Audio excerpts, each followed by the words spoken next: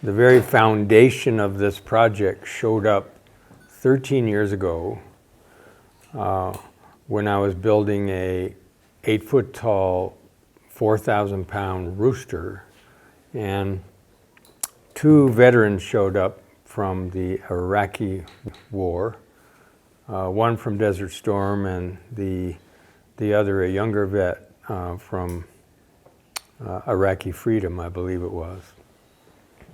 And one was a Black Hawk helicopter pilot who had some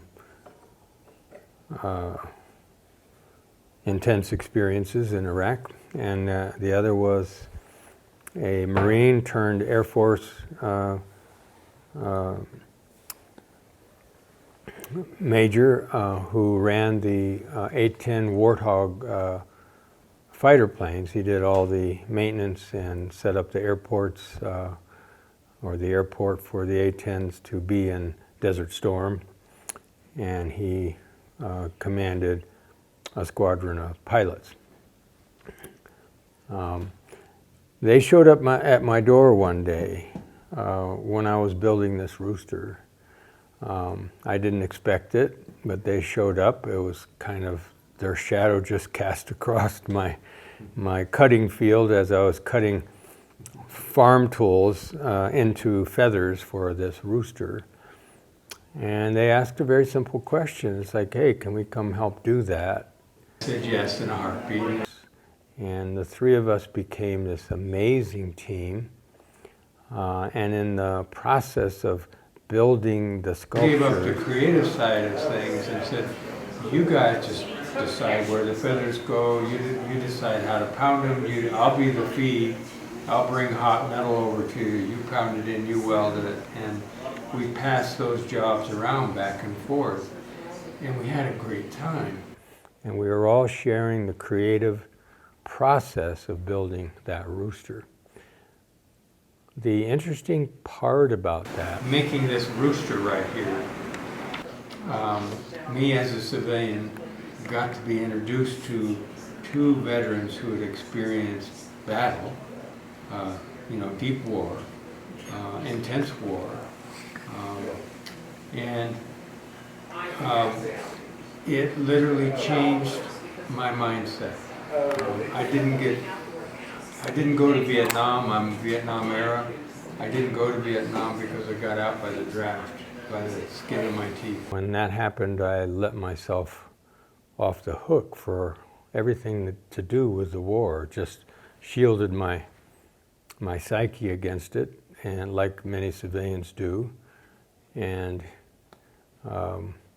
I paid no attention. But what happened when those two guys, those two veterans, those two combat veterans showed up at my shop, that spun my world around. I was enlisted in the Marine Corps for 4 years, got out as a sergeant, and I had a break in service, went to school, and then went and joined the Air Force as an officer. I was an aircraft maintenance officer for 17 years and did that. Coming home, and then when you lay your head on the pillow, it's like the demons that show up, or in Danny's words, the ghosts. And that changed my frame of mind. And most of my time was combat experience was in the Air Force. We were one of the first squadrons over in Desert Shield, Desert Storm. We took 2 squadrons over there trying to keep these airplanes down, and I was over there for 8.5 months. We didn't take what the Army did, and the Marine Corps did, but we took 25 Scud attacks and had sappers throwing things over the fences. And the second to last night of the war, we had a huge Scud get hit, and basically a huge piece come down and took out a barracks. And I was on working nights that whole time, and I was one of the first on the scene, so yeah, it was pretty shocking. It was pretty rough. We lost by about 34 people that night. The day that I get to wake up in the morning next to my wife and my young child, it's a day that, my friends, that passed away over there, that they're not going to get. Every holiday spent with the families, every new experience. And so I figure, one of the things that kind of helped me move on or move forward and was that I owe it to them to continue to live my life. If I get stagnant, if I get stuck, or if I even regress, in my progression of life and learning and wisdom, then I'm not doing them a service. They died for, not only for, the defense of their country, but also, so that others can live, right? And if you're not living your life, then you're not honoring their deaths. You're not honoring the fallen. But Danny, kind of grabbed me by the shoulders and he looked me straight in the eye and he says, "What do we get to do next?" And again, in a heartbeat, not thinking about it, not really understanding what that question really meant, I said, "Well, we're going to do something about you guys." And so I said to Brad, I said, "Look, we need something that's tangible. We need something to represent that part of you that is both positive or powerful and also intensely destructive." Well, I can't build a demon, because what is it? And besides that, a demon is all negative. It's just, there's nothing redeeming about a demon. For that, what's next?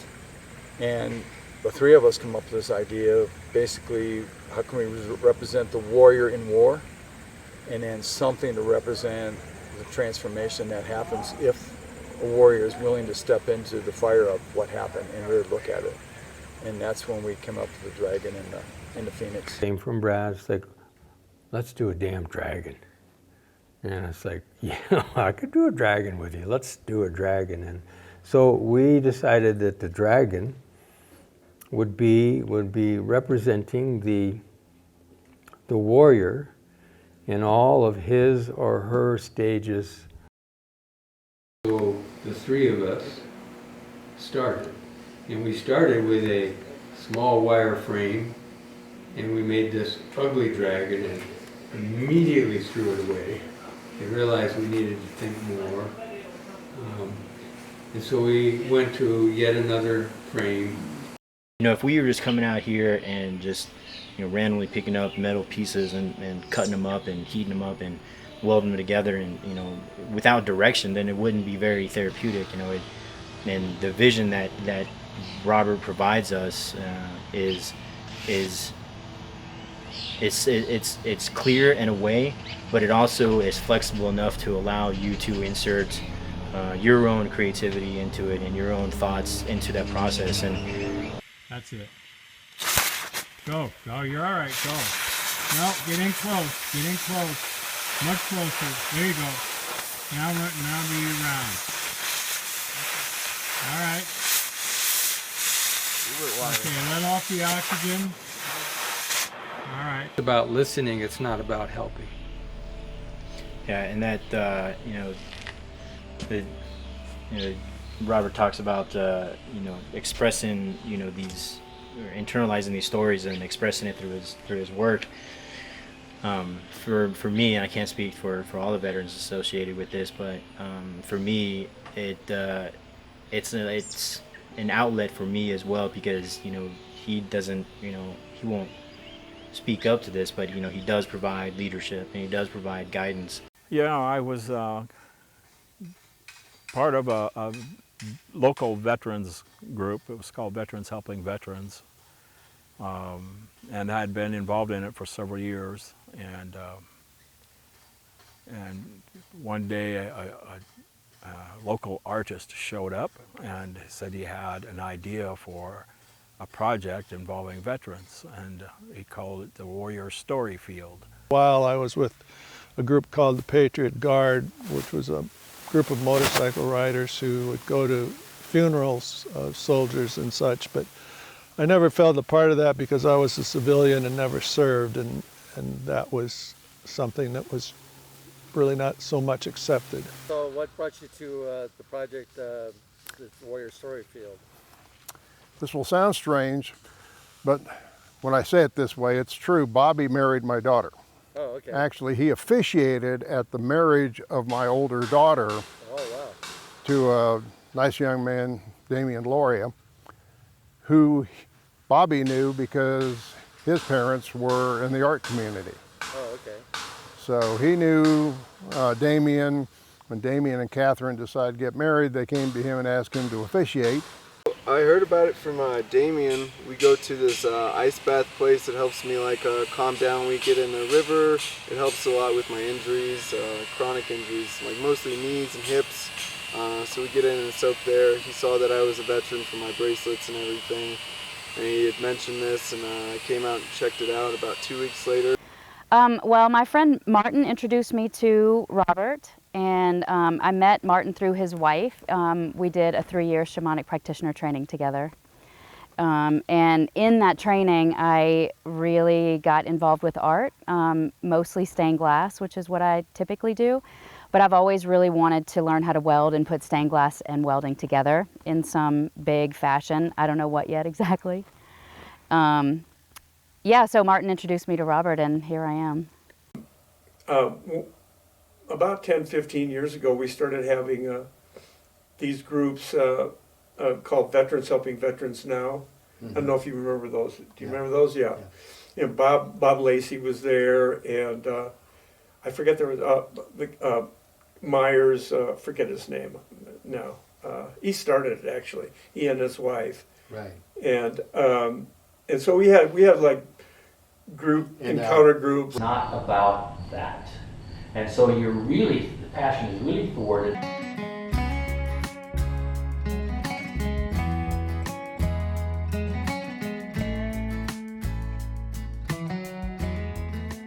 One of the things that I love about working out here is we can bring in young people, we can mix that with the older generation, mix that with the warrior generation, and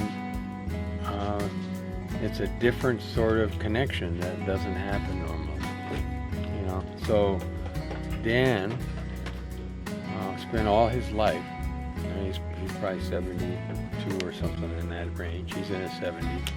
He spent all his life in metal work, and he's a genius at it, and he is loving passing that off to a younger person. And that is an amazing thing to be able to do.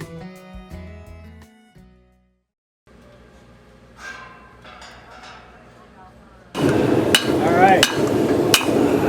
Total control of that hammer now. Each hit, come down and really let it land.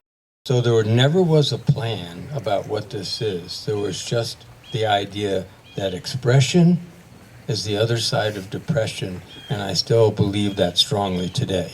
Too vulnerable. Well, yeah, it's vulnerable, all right.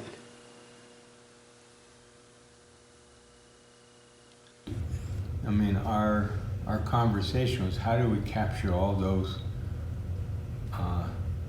inclinations of warrior, you know, that are all important. Yeah, it happened.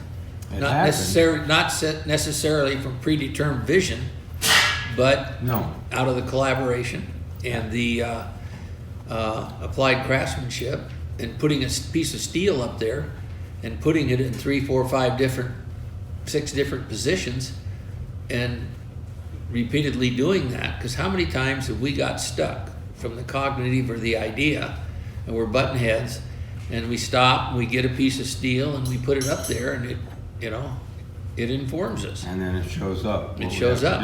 Yeah. We were looking to build the eagle, which is transforming to a phoenix, which is transforming to the sculpture.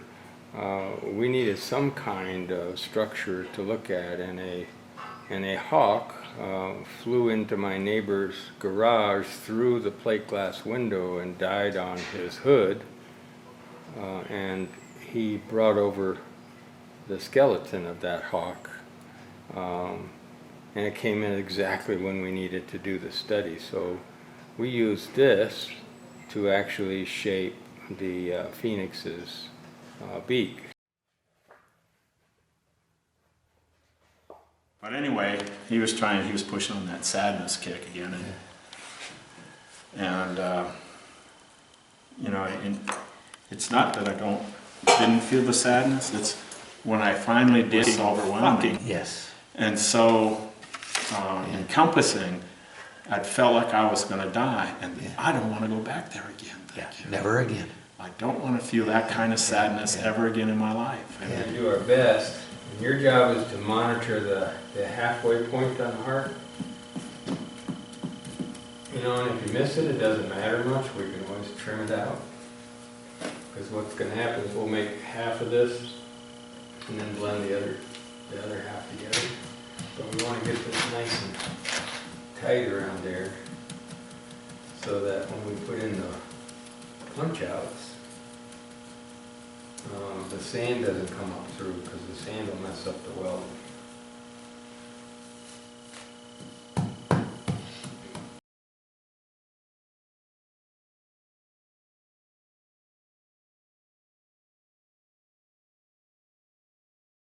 Energy into your hands and make these fingers tense.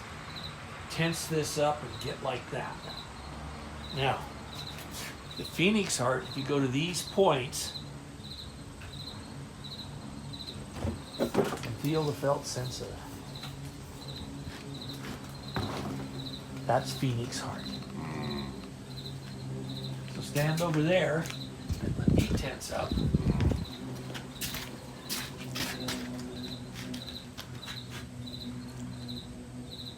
Now you do Phoenix Heart.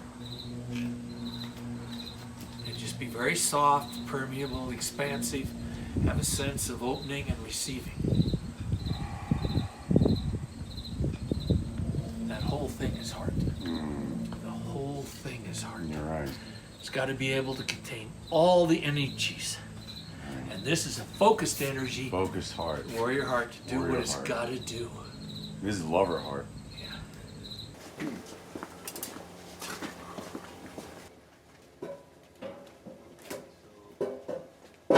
This is going to sit up against there. So, yep. My thought is that instead of cutting the whole back out, we cut out. Before I go in. What we're actually making is a third sculpture, and that third sculpture is the most important part of what we're doing. It's the space in between. This is where we walk down into a depression in the land, and we look up across at where we were and where we are now, and we get to look at the tension of opposites that we carry within our body. And war, every bit of war, lives in the sinews of the body, lives in the muscles, lives in the skeletal system, lives in the neck, lives in the brain, lives in the eyes. The war is present. When it comes home, it doesn't disappear, and it stays there for 50 years or more, however long they live. That's what I didn't understand as a civilian, that you don't get over this. It keeps coming around. And so our hope is to build a sanctuary where veterans can walk into here and see themselves in their transitional process, and know and understand that this is an age-old process, and you get to externalize that wound and see it for what it is. It's a place for civilians to walk in and learn how to listen to our veterans, not to help them, not to fix them, not to heal them. All of those words are not right. We need to learn how to be with veterans, how to share who we are with veterans, how to respect and be with who they are, no matter where they are in the process. And again, I say the mere asking for this is a certain failure, because we are all human. None of us knows how to do this. But the nature of the sculptures is, can we keep asking? can we keep asking the question over and over and over again? How do we bring our veterans home from war in a better way? It's about the space in between that touches the heart and soul when you walk into it, so you can deal with what you feel that you can't put into words, and help you with the emotions of the experience and everything. And now you can connect with humanity, yourself, and others.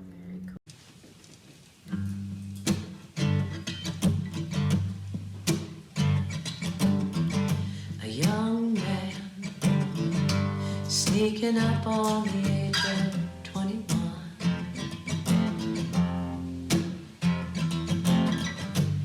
Shell shocked, they're breaking me into the ways of war.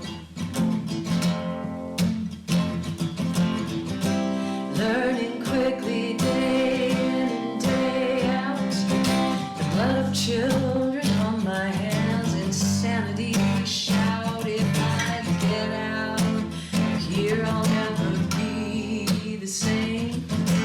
Anything soft, you turn to stone. Every day dreaming of getting back home, marching in with a hope and a prayer, coming out with a metal heart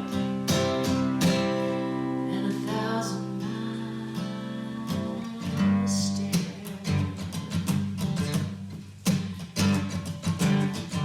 They shipped us home, purple ribbon for our shafts, but the battle didn't stop here. No rest, friends gather together, but it's hard to hear, with the killing fields in the background always yelling in my ear. I tried not to hide and learn was natural at the party when I left, thinking it best. It's hard to connect with frozen eyes and a barbed chest, marching in with a hope and a prayer, coming out with a metal heart and 1,000 miles stare.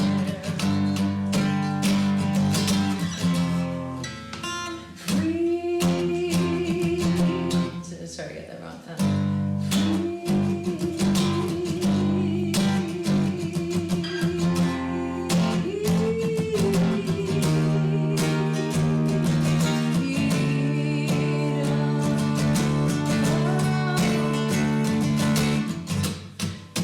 Walking wounded took me years to reveal my pain to others, and there's me tears fall like ashes, rage burn hot.